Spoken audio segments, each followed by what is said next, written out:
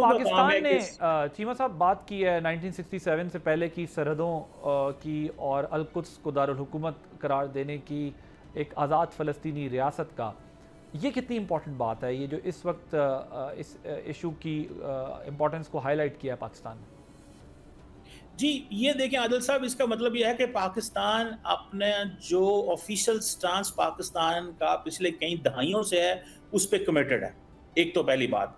दूसरी बात ये है कि फ़लस्तीनी लोगों का जो कॉज़ है, हम उसको यूएन प्रिंसिपल्स और जो उनका सेल्फ डिटर्मिनेशन का राइट है, उससे बिल्कुल अलहदा नहीं करते। और हम एक इंडिपेंडेंट आज़ाद रियासत की बात कर रहे हैं। जब तक ये टू स्टेट सॉल्यूशन की बात नहीं होती, पाकिस्तान बिल्कुल अपने मौक़िफ़ से नहीं हिलेगा। और मैं समझता हूँ ये पाकिस्तान ने जो स्टेटमेंट जारी की है, ये उसी चीज़ की निशानदेही है कि हम फ़लस्तीनी भाइयों के लिए, बहनों के लिए एक प्रॉपर सेपरेट इंडिपेंडेंट रियासत चाहते हैं, और तभी जाके चीज़ें जो है वो बेहतर होंगी। और वो ये जो आज उन्होंने स्टेटमेंट दी है, सो पाकिस्तान कमिटेड है अपनी रीजनल पोजीशन के ऊपर। पाकिस्तान कमिटेड है कि हम पैलेस्टाइन के कॉज को कभी कॉम्प्रोमाइज़ नहीं होने देंगे। और पाकिस्तान का ये जो 20 पॉइंट फ़ॉर्मूला में एग्री होने का मकसद था आदिल साहब, वो एक ही मकसद था कि ये ब्लड बाथ रुके।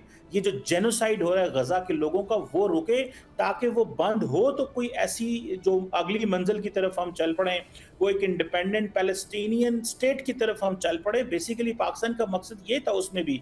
लेकिन हम अपने जो रीजनल पोजीशन है पाकिस्तान की, जो हमारा रीजनल स्टांस है पैलेस्टाइन के ऊपर, उससे हम ज़रा नहीं हिले। ये फॉरेन ऑफिस ने आज जो स्टेटमेंट जारी की है। राइट। सब्सक्राइब करें और बेल दबाएं ताकि कोई खबर रह न जाए।